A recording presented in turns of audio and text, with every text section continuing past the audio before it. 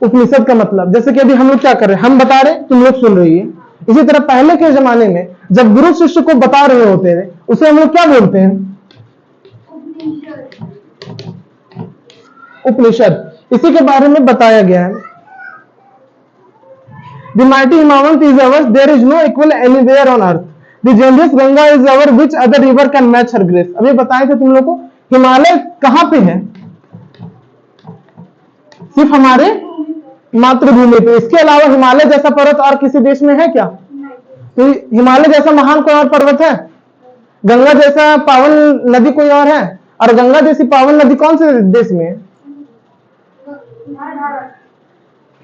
Which other river can match her grace? The sacred Upanishads are our.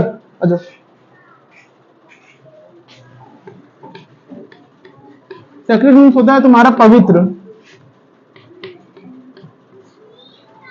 पवित्र उपनिषद। सिर्फ secret का मतलब पवित्र होता है, उपनिषद का उपनिषद ही होता है इंग्लिश में। तो उपनिषद का मतलब होता है जो गुरु है तो शिष्यों को अपने शिक्षा देता है, और उसी के बारे में जो वेदों में बताया गया है उसी को बोला जाता है उपनिषद। What scriptures is to name with them? This sunny golden land is our, this peerless, let's praise her. ये सूर्य जहां उगता है, ये सबको पता है। उगते सूर्य का देश किसे कहा जाता है?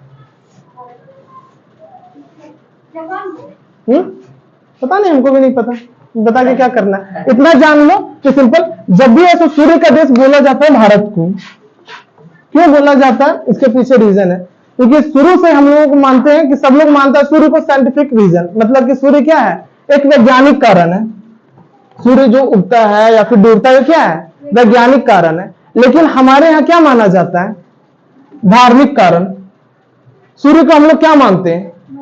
भगवान मानते हैं। अगर वो आ रहे तभी दिन हो रहा है, वो जा रहे हैं तो रात हो रही है। लेकिन हम लोग को जो अगर और अलग देश में चले जाएं तो वहां पे क्या बोला जाएगा? सूर्य जो उगता और डूबता वो क्या है? एक साइंटिफिक रीजन है, मतलब वैज्ञानिक कारण है। ये क्योंकि ये शुरू से हमारा सौर मंडल है, इसी के कारण चल रहा है, वो परिक्रमा करता है पृथ्वी, जिसकी वजह से ये होता है। लेकिन अगर कोई ऐसा इंसान जो पढ़ा लिखा नहीं है, उसको जाके बोले कि सूर्य क्यों डूबता है, तो बोलेगा सूर्य भगवान ऐसे कहते हैं, उनके जाने का टाइम हो गया तो वो जाके चले गए आराम करने के लिए। ये चीज बोला जाता है कि नहीं? तो हमारे यहाँ इसको माना जाता है सूर्य को धार्मिक कारण। अब धार्मिक कारण माना जाता है, सिर्फ एक भारत ही ऐसा देश है जहां पे सूर्य को धार्मिक कारण की वजह से पूजा जाता है, वरना और सब जगह और सब देशों में क्या माना जाता है? Scientific reason. Gallant warriors have lived here. Many a stake was sacrificed this land.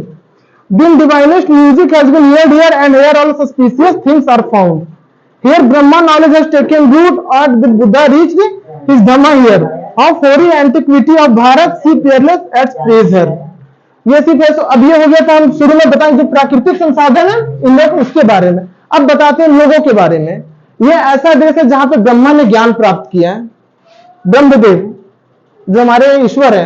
ये ऐसा देश है जहां पे ब्रह्मा ने ज्ञान प्राप्त किया है। The divinest music has been heard here. और ये एक ऐसा देश है जहां पे चिड़ियों की चहचहाहट भी हमें एक मधुर संगीत के जैसा सुनाई देती है। And here all auspicious things are found. और यहाँ बहुत सारे ऐसे चीजें जो पाए जाते हैं जो किसी और देशों में नहीं पाए जाते हैं।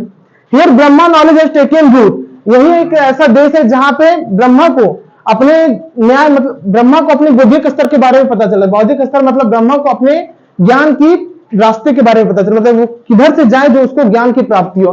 बुद्ध अपना धर्म का भी स्थापना यहीं से किया था। बुद्ध अपना धर्म होता है, देखो धर्म होता है उन लोग का लिखा हुआ लिपि, जैसे कि हम लोग का होता है ना पांडुलिपि वगैरह जो होता है जिसमें वेद वगैरह हो गया। उसी तरह बौद्ध धर्म के लोग किसको मानते हैं? धर्म को, जिसकी खोज किसने की थी? बौद्ध धर्म के अनुयायी कौन थे? गौतम बुद्ध थे ना रे, तो गौतम बुद्ध ही किए थे।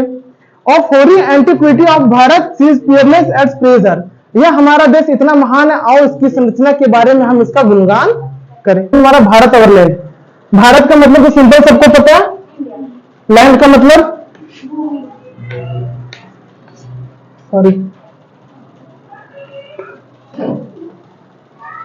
The mighty Himawant is ours.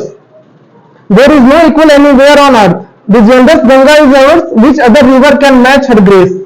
मतलब भारत जो है वो किसकी भूमि है?